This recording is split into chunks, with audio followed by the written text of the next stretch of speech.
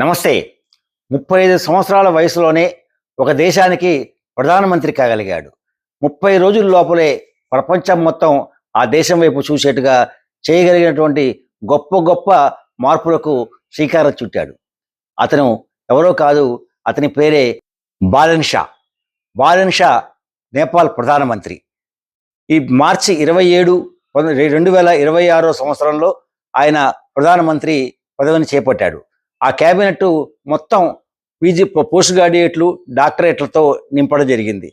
అలాగే అతను మొట్టమొదట చేసినటువంటి సంస్కృతి ఏంటంటే, ఎక్కడ దేశంలో ఏ కార్యాలయంలోనూ మరి ప్రధానమంత్రిది కానీ ఇతర మంత్రులు కానీ ఫోటోలు పెట్టరాదు.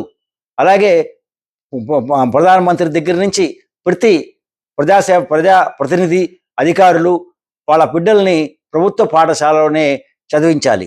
మూడవది, విద్యార్థులు ఎవరు కూడా రాజకీయాల జోలికి వెళ్ళరాదు.